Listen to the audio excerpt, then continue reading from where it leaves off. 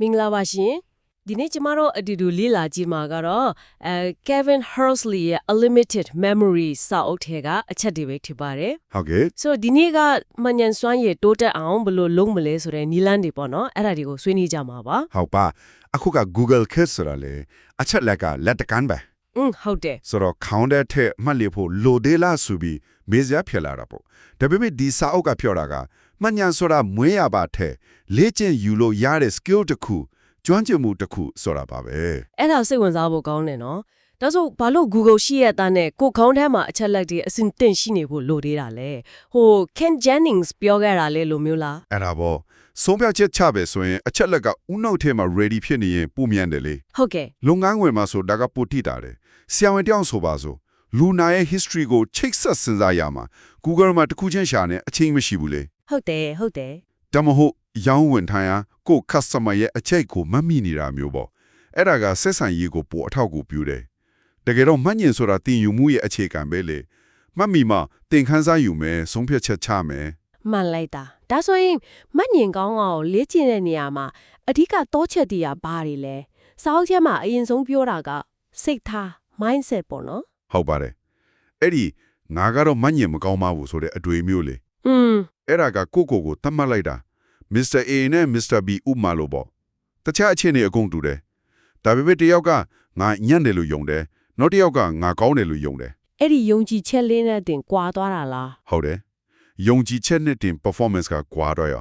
ဆိုတော့ကိုယ့်ရဲ့အဲ့ဒီ limiting belief တွေကိုအရင်ဆုံး challenge လုပ်ဖို့လိုတယ်ပေါ့အဲ့ဒီစိတ်ထဲကအတားအဆီးကိုကြော်ပြီးနေကောနောက်တစ်ခုကအာယုံစုစိုက်မှုလာမယ်ထင်တယ် concentration တိကျကြပဲအာယုံစုစိုက်မှုကတိတ်အရေးကြီးတယ် Jim Rohn ပြောတယ်လို့ပေါ့ဘယ်ရောက်အဲ့မှာရှိပါတဲ့ဟုတ်ကဲ့ multitasking လုပ်တာကအလုံးမဖြစ်ဘူးလို့သူကဆိုတယ်ဦးနောက်ကတစ်ခါလို့တစ်ခုပဲသေချာ focus လုပ်နေတာဟုတ်ပါတယ်ဒီ concentration ကောင်းဖို့ PIC ဆိုတာသုံးကြည့်လို့ရတယ် P က purpose ရည်ရွယ်ချက်ပေါ့ရည်ရွယ်ချက်ဟုတ်တယ် I က interest စိတ်ဝင်စားမှု C က curiosity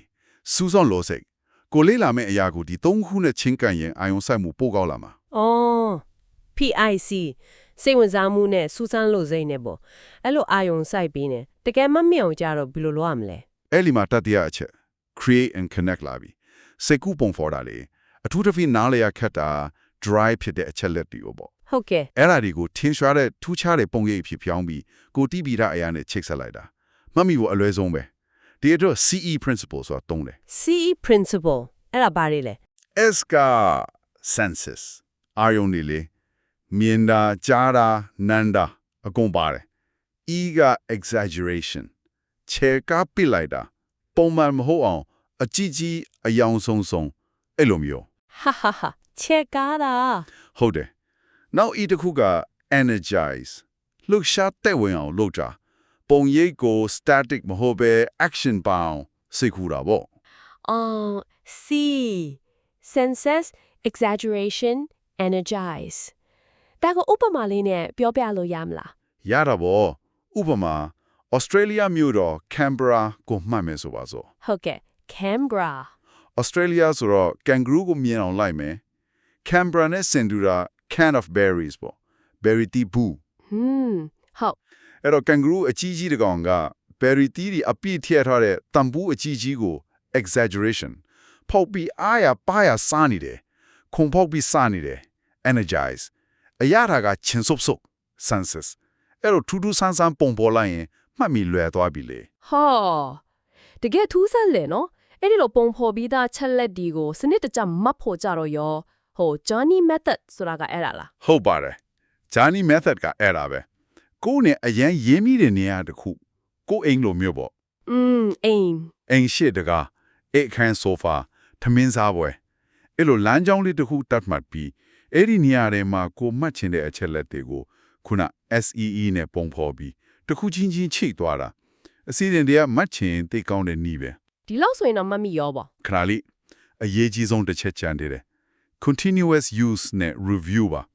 စင်ဆက်မပြတ်သုံးတာနဲ့ပြန်လေ့လာတာဟုတ်ကဲ့ဘလော့ကောင်းတဲ့နည်းနဲ့မှတ်ပြန်မသုံးရင်ပြန်မကြည့်ရင်မေ့မှာပဲEbbinghaus ရဲ့ forgetting curve လေးမေ့ပြောက်ချီမြင်ကွေးလေးလာပြီးချင်းမှာမင်းနှုံးတာအမြန်ဆုံးပဲဒါကြောင့်မှတ်ထားတာကိုသုံးနေဖို့ ပြီးတော့ဒီလျက်ချာတပတ်ချာအဲ့လိုပြန်နှွေးနေဖို့လိုလေဗျာ ဆိုတော့နောက်ဆုံးအချို့ကတော့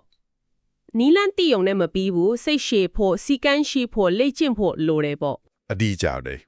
ဒီနေ့ဆွေးနွေးတာတွေကိုပြန်ကြည့်ရင်လေမှတ်ဉာဏ်ဆိုတာလေ့ကျင့်လို့ရတယ်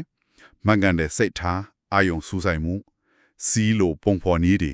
ပြီးတော့စင်ဆက်မပြတ်ပြန်ကြည့်တာတွေပေါင်းလိုက်ရင်ဘသူမှဆိုမှတ်ဉာဏ်တိုးတက်နိုင်တယ်ဆိုတာပါပဲ ဒီလိုမှတ်ဉာဏ်ကောင်းလာတာကအချက်လက်တီမှတ်မိတာအပြင်တခြားပါအကျိုးကျေးဇူးတွေရှိနိုင်မလဲစဉ်းစားစရာလေးပေါ့နော်စာအုပ်ထဲကအချက်လက်ဆိုင်ရာအသိပညာကကျွမ်းကျင်မှုရဲ့ရှေ့ပြေးဆိုတဲ့စကားလေးလိုမယ် ဟုတ်တယ် ဒီအချက်လက်တွေကိုယ်စီမှာအစင်းသင်ရှိနေရကတီထွင်ဖန်တီးနိုင်စွမ်းတို့ပြည့်တော်တာဖြည့်ရှင်းနိုင်စွမ်းတို့လို့တခြားအရေးချင်းတွေအတော့ပါအများကြီးအထောက်အကူဖြစ်လာနိုင်မလားဆိုတာကတော့စိတ်ဝင်စားစရာမေးခွန်းတစ်ခုပါပဲ အဲ့ဒါပေါ့ ဒီနေ့အစီအစဉ်ကိုအချိန်ပေးနားဆင်ခဲ့တဲ့အတွက်ကျေးဇူးတင်ပါတယ်ရှင်